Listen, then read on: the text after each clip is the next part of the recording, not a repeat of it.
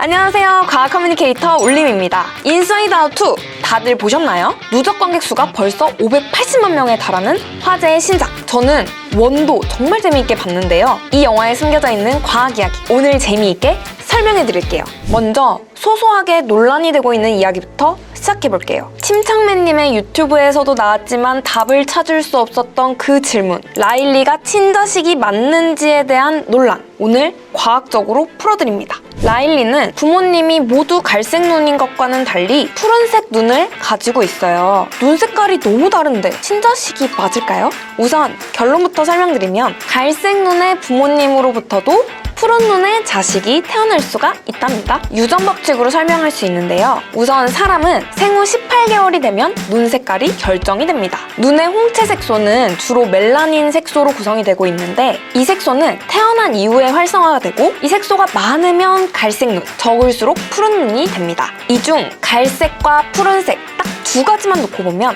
갈색 눈이 우성, 푸른색 눈이 열성인데요. 갈색 눈의 부모님 사이에서 태어난 자식이 푸른색 눈을 가질 수도 있어요. 비슷한 원리로 A형과 B형인 부모님 사이에서 O형인 자식이 태어날 수도 있답니다. 과학적으로 좀 더 살펴볼까요? 유전자는 아버지에게서 하나, 어머니에게서 하나를 받아서 총 2개의 유전자가 한 쌍을 이루게 됩니다. 갈색과 푸른색을 나타내는 유전자를 A라고 해볼게요. 아버지에게서 대문자 A, 어머니에게서도 대문자 A를 받으면 우성인 갈색 눈이 나타나게 됩니다. 우성형질이라는 뜻은 대문자 A가 하나만 있더라도 갈색 눈이 나타난다는 거예요. 대문자 A, 대문자 A, 대문자 A, 소문자 A 이렇게 두 가지 모두 대문자 A가 하나만 있더라도 갈색 눈으로 모두 표현이 되죠. 소문자 A, 소문자 A로만 구성이 되어야 푸른 눈으로 표현이 됩니다. 자, 그렇다면 대문자 A, 소문자 A를 가지고 있는 갈색 눈의 라일리의 어머니와 아버지가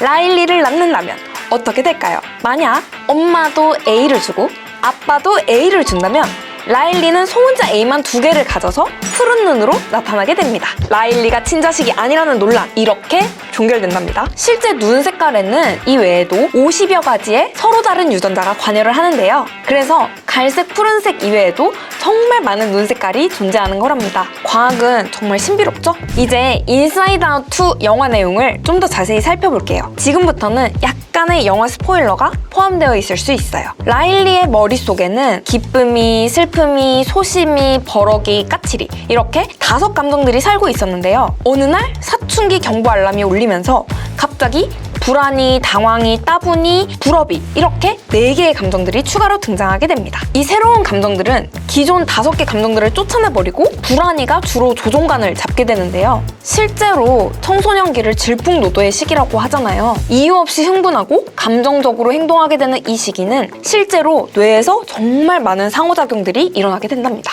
뇌는 외부의 자극, 경험, 학습에 따라서 내부의 새로운 연결망들이 왕성하게 만들어지게 돼요. 이렇게 뇌가 변화하면서 성격도 변화할 수가 있죠. 특히 뇌의 여러 부위 중 중변연계는 보상회로라고도 불리는데요. 청소년기에는 이 영역의 상호작용이 가장 활발하게 일어나요. 그래서 새로운 것에 대한 호기심이나 보상에 굉장히 민감하게 반응하기도 하죠. 특히 또래끼리 상호작용을 하면서 사회성과 인지도 많이 발달하게 된답니다. 이때 다양한 경험들은 영화에서 나타나는 신념나무를 형성하게 되는데요. 영화 말미에 보면 좋은 기억만을 혹은 특정 기억만을 필터링해서 얻어지는 나무가 아닌 모든 기억을 아우르는 신념이 진정한 자아를 구축하게 되죠. 신념나무가 혼란스럽게 여러 메시지를 마구 출력하다가 결과적으로 하나의 더 튼튼한 나무로 성숙한 자아로 성장되는 과정은 제가 봐도 정말 눈물이 핑 돌더라고요. 특히 라일리가 사회화 과정에서 여러 가지 새로운 환경에 놓이다 보니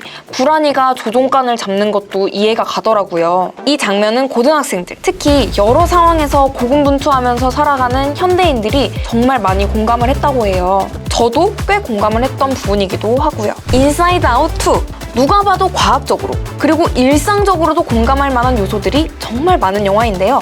혹시 아직 안 보셨다면 꼭 보시길 추천합니다. 지금까지 울림이었습니다.